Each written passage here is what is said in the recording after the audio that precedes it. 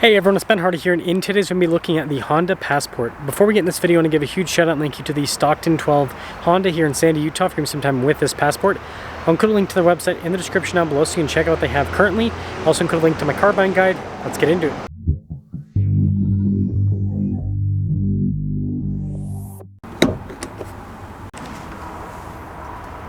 Under the hood we have a 3.5 liter V6 that goes through a 9-speed automatic transmission. Fuel economy is 19 around town and then 24 on the highway, with power outputs being 280 horsepower and then 262 pound-feet of torque. Now before we move forward with this review, I do want to mention if you want to see more videos just like this, then I recommend you subscribe because I post content every single day.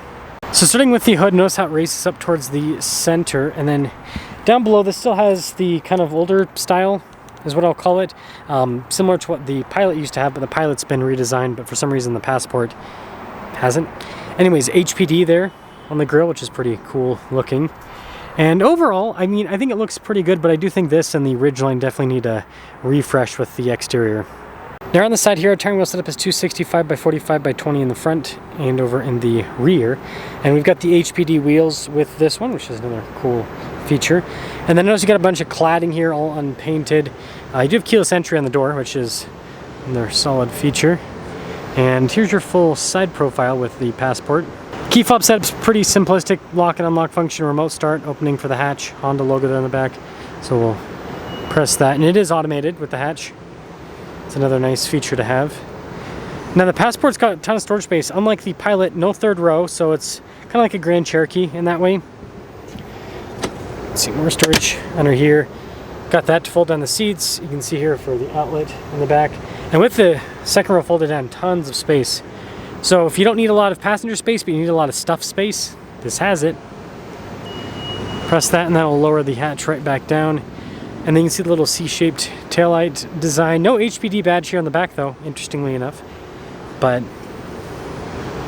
there's the rest of the rear. Now this leads us inside. So we've got this soft touch trim here, and then also down below as well we've got a couple of cup holders here, and then with the seat locks into place, and it's got nice trim overall, easy to clean, which is always good. Legroom's good. We got a little storage pocket, some vents here in the rear, and then you guys can see down below with little USB ports. And then this actually has tons of headroom, so that's a big plus. Now up front, again, keyless entry. We've got some soft touch here at the top and then down below, so nice for the material use. Automatic for the windows, memory seats. Let's quick look at the mirror setup. Blind spot monitoring, by the way, little indicators right there. And then for the trunk release and everything. And then here's the front seat, perforated down the center, which is nice. Our power adjustments, we've got our mirror adjustment here at the Econ mode, and then collision and lane departure parking sensors. Steering wheel is manually adjustable, and then nice soft touch trim on the dash.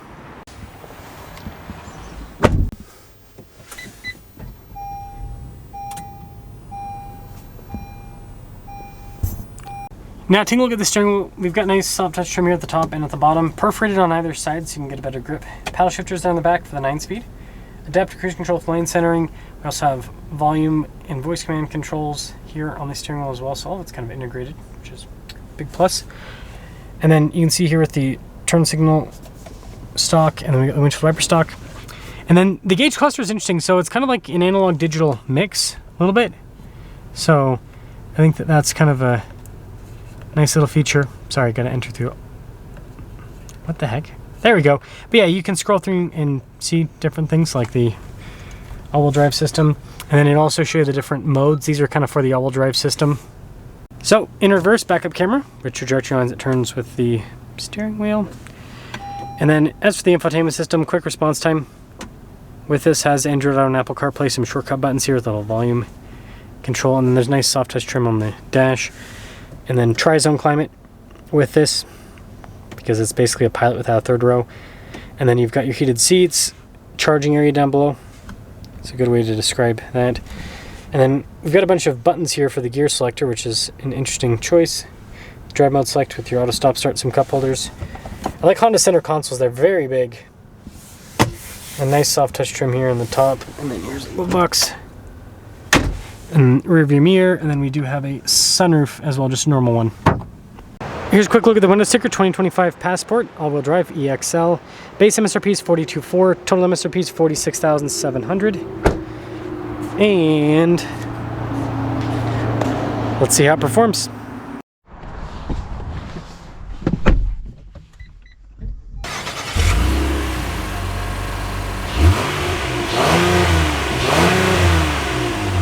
Well, let us set off in the Passport. Why does this stupid mirror always do this? And there's the... Whenever you put Hondas in reverse, it turns the mirror down and it doesn't turn them back up.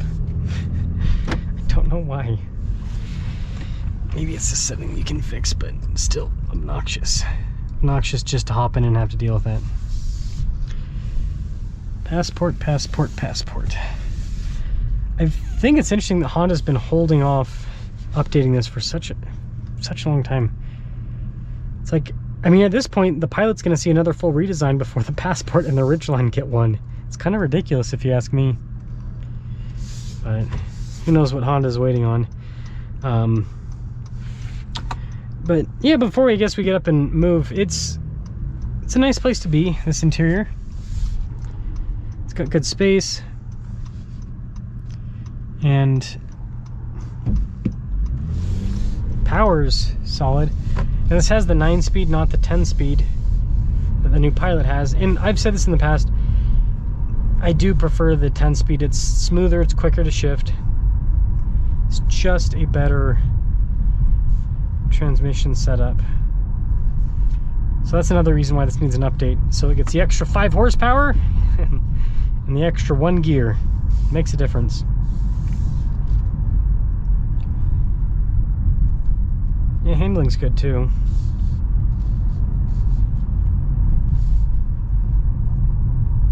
I think it's a nice ride overall.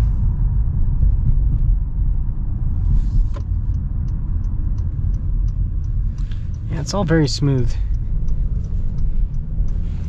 There's no sport mode, so we'll just... I guess there's an S mode for the transmission. Torque monster.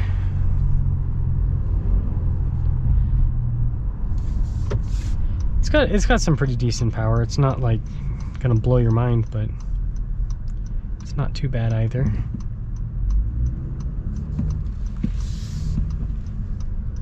I think what they've done with this is pretty solid. Yeah, we're good to go.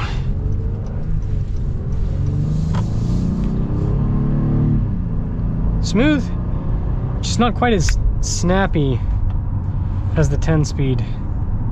Interesting to watch the all-wheel drive split. It definitely sends. It's the right S word we're looking for. It's relatively equal, but it's a little bit more to the front.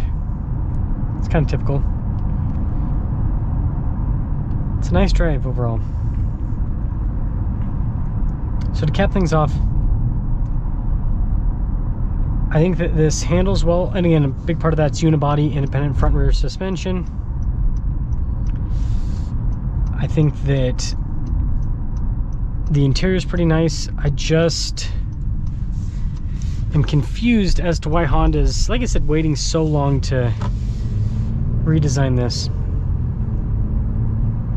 And the Ridgeline.